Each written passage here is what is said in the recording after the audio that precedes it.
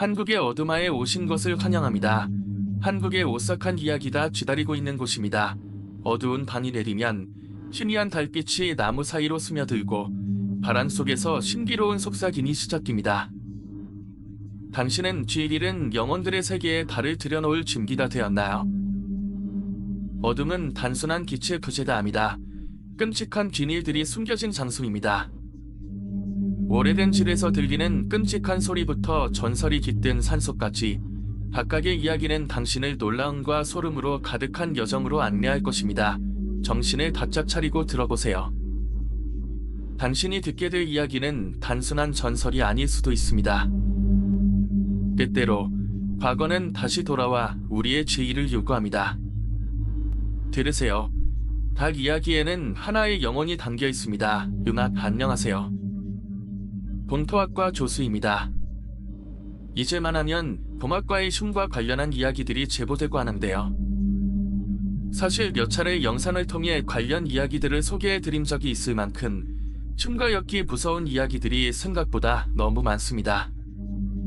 그리고 우리가 아는 유명한 흉가를 제외하고도 우리나라에는 숨겨진 드막의 흉가 이야기가 있습니다. 흉가를 다녀왔다가 겪은 섬뜩한 이야기를 가져왔습니다. 다시지요. 당시 22살이었는데 건축기자인 계열회사에 취직해서 2년 정도 일하고 지금의 회사로 옮겨서 9년째 일하고 있습니다. 이 이야기는 22살이 다닌 회사에서 있었고 현재 진행 중인 영예지구에서 정말 일감이 없을 때였습니다.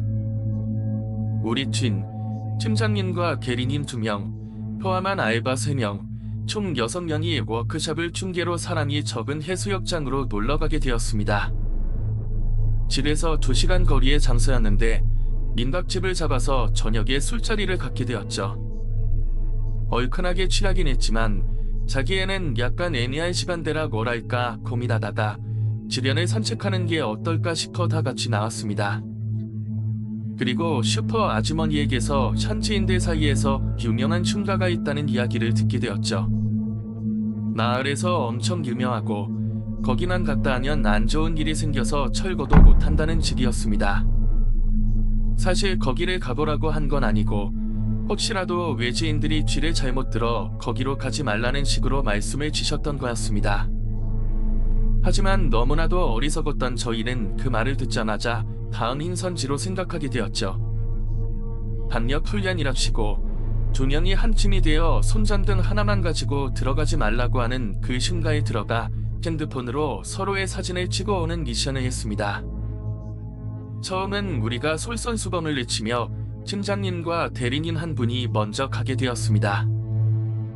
민박집에서 걸어서 왕복 30분도 안 걸리는 거리였는데 40분이 지나도 2분이 오지 않으셨고 전화도 안 받으시더니 뭔가 문제가 생긴 것 같아 대리님 한 분이 가보겠다고 하고는 혹시라도 15분이 지나도 연락이 안 되면 바로 119에 신고하라고 하고는 떠나셨습니다.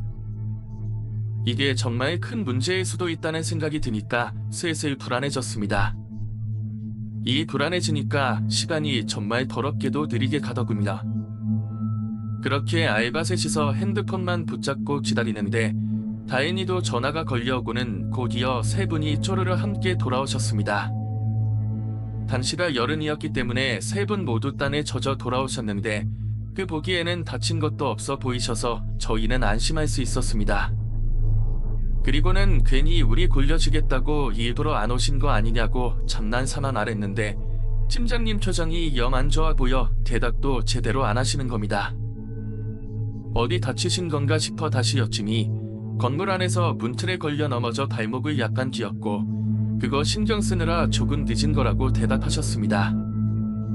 생각보다 미연해서 흉가 체험은 그만하고 씻고 자자고 말씀하셨죠. 대충 정리하고 민박집으로 돌아와 알바들은 맥주 한 잔씩 더 하고 잠에 들었습니다. 그 후 저는 다른 회사에 취직하게 되어 알바를 그만두게 되었는데 그래도 사이가 좋았던지라 꾸준히 연락을 드리며 지내고 있었습니다. 그런데 3년 뒤 팀장님께서 심장마비로 돌아가셨다는 연락이 온 겁니다. 출근 전에 운동하러 나가셨는데 그대로 쓰러져 돌아가셨다는 거였죠. 아파트 단지 내 작은 공원에서 새벽에 운동을 하셨는데 그날따라 사람들이 없어서 사망 추정 시간과 발견 시간이 2시간 정도 차이가 났답니다. 이 때문에 타살이 아니냐는 소문이 동네에 타다하게 퍼졌다고 하군요. 어찌되었든 장례식장으로 향해 오랜만에 팀원들이 모였는데 워낙 침울했던 분위기라 다들 건강 챙기자는 말만 반복하고 헤어졌습니다. 그런데 그로부터 2년 뒤 당시 팀장님과 흉가에 갔던 대리님이 자살했다고 연락이 왔습니다. 평소 성격도 좋으시고 워낙 회화 분위기 메이커를 담당하던 분이었는데 그 말을 듣자 당연히 거짓말일 거라고 생각했습니다. 하지만 가정부터 시작해 우울증이 도져서 엄청 힘들어하셨다는 뒷배경을 알게 되었죠. 당시 제가 다른 지역으로 단련이 나서 조의금만 보냈는데 낙골당에 다 같이 가자고 하고는 남은 4명이 모여서 낙골당으로 향했습니다. 그리고 오랜만에 저녁이나 먹자고 식당에 가서 소주 한 잔씩 걸치게 되었는데 갑자기 남자 알바생 하나가 뜬금없이 말하더군요. 근데 거기서 나무 십자가 여러 개를 부러뜨려 놓은 것과 무단실에서나 볼법한 오천이 어진 조각들이 있었다고. 그리고 벽에 누군가가 빨간 글씨로 이 글을 본 사람은 죽을 거라는 글이 써 있었다더군요. 원래 흉가는 빈실에 그렇게 장난치는 사람이 있으니 별로 신경을 안 썼는데 갠슬에 2분이 갑작스럽게 돌아가시고 나니 무섭다는 거였죠. 처음에는 이게 무슨 말인가 싶었습니다. 그리고 나중에 그 알바생이 친구 넷이 그곳에 갔고 그중 한 명이 교통사고로 얼마 전에 죽었다는 걸 말해주더군요. 음악 분위기가 갑자기 쌓여져서 그냥 우연이다. 내가 불안해서 그런 생각을 하는 거다. 이런 식으로 다들 집에 갔는데 대리님과 저만 커피 한 잔을 더하게 되었습니다. 굳이 저에게 커피 한 잔을 더하고 가자고 하셨기에 따라 나섰죠. 그리고 그날 있었던 일을 말씀하시더군요. 흉가에 2분 찾으러 갔을 때 본인도 벽에 쓰여있던 그 글을 받고 당시에는 황태포 쌀 같은 게 건물 바닥에 왕창 뿌려져 있었다고 했습니다. 문제는 본인이 도착했을 때 팀장님과 대리님이 가만히 손등만 기추고는 그 글을 보고 있었대요. 아무 말도 없이 벽 앞에 가만히 서 있는데 한참을 불러도 대답도 없었고 가까이 가서 부르니까 그제서야 정신이 돌아온 듯 대답을 했다는 거죠. 그리고 팀장님이 넘어지신 것도 그냥 거짓말이라고 하셨고요. 셋 모두 뭔가 이상한 생각이 들어서 그냥 빨리 돌아가자고 했던 거였습니다. 대리님은 그 우연의 일치일 뿐이고 아무런 연관도 없어서 전혀 상관없다고 말씀하셨습니다. 그런데도 중간중간 뭔가 불안한 건지 계속 스스로가 한결을 하는 것처럼 말하더군요. 불안한 마음은 종교로 해결도 되고 본인이 못해 천주교라 절대 자살 같은 건 안 할 거라고.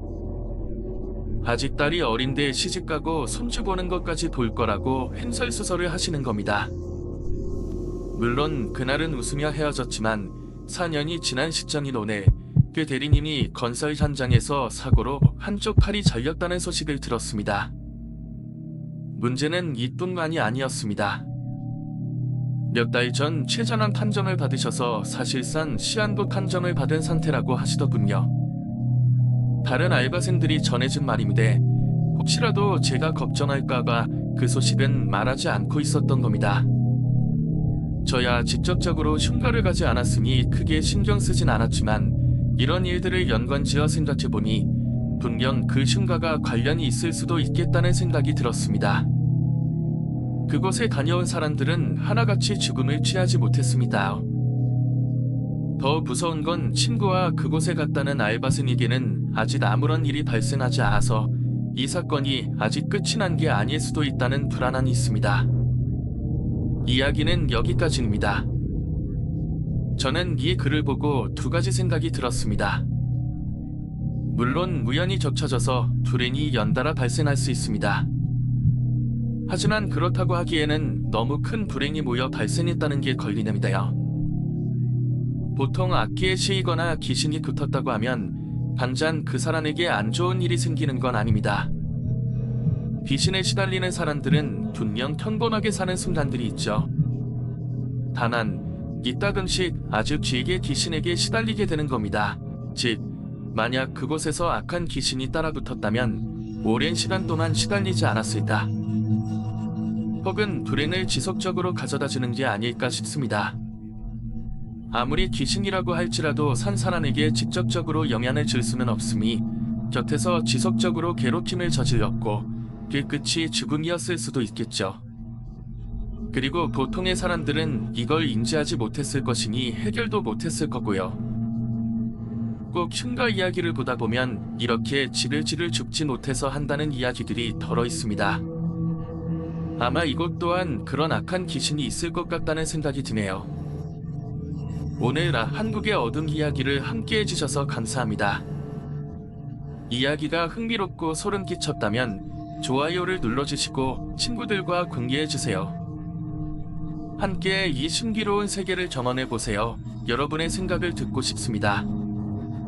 아래 댓글로 여러분의 의견을 남겨주세요. 혹시 공유하고 싶은 이야기나 다음 영상에 대한 제안이 있다면 언제든지 알려주세요. 앞으로도 더 많은 이야기를 놓치지 않으려면 채널을 구독해주세요. 시청해주셔서 감사합니다. 그리고 다음 모험에서 다시 만나요.